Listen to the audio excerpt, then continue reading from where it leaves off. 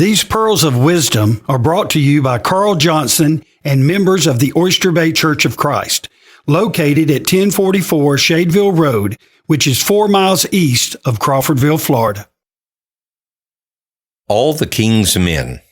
The year 2024 marks the 413th anniversary of the King James Bible. This Bible translation and the works of William Shakespeare are the two most quoted sources in the English language.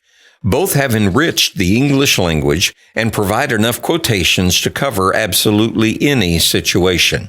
Several conspiracy theories have circulated over the years that involve Shakespeare actually leaving his signature on a particular passage in Psalms 46, while others think that Shakespeare actually helped the king with his translation. In truth, Shakespeare was about 46 years old in 1610, the year that the bulk of the King James translation was completed, and he did actually know King James. As a result, people are often confused about the source of many common quotes. King James was a lover of the theater, and he actually became a patron to the theater troupe of Shakespeare. In fact, Shakespeare's troupe became known as the King's Men. The two men held a special relationship because of their love of literature and their love of language. Shakespeare even wrote Macbeth specifically for King James. That being said, King James did not have Shakespeare's help with his translation of the Word of God. King James was one of the most learned and curious men ever to sit upon any throne. Like many monarchs of the time, he was not raised by his parents, but rather by tutors and by maids.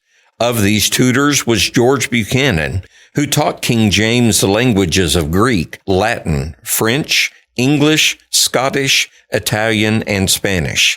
And when it came time to translate the Bible, the king sought out the 54 best linguists and scholars in the world at that time, including deans and chancellors of Oxford and Cambridge.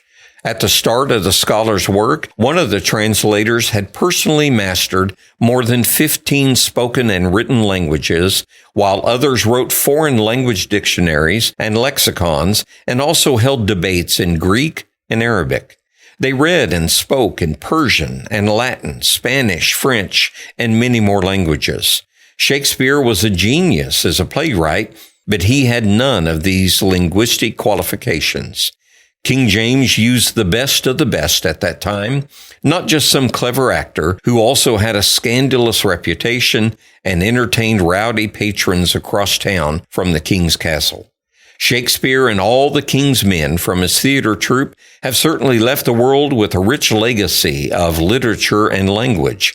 But the men that King James handpicked to make his new translation of the Bible have left us a far more important and enduring legacy. For many years, the King James Bible was the only Bible many English-speaking people knew, and its language became deeply ingrained within their hearts. The King James Bible is certainly not the only reliable English translation available today, and it may not be the translation which you prefer to use at home, but you cannot deny the tremendous impact that it has had on the world.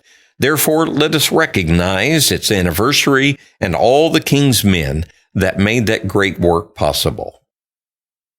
These pearls of wisdom are brought to you by Carl Johnson and members of the Oyster Bay Church of Christ, located at 1044 Shadeville Road, which is 4 miles east of Crawfordville, Florida.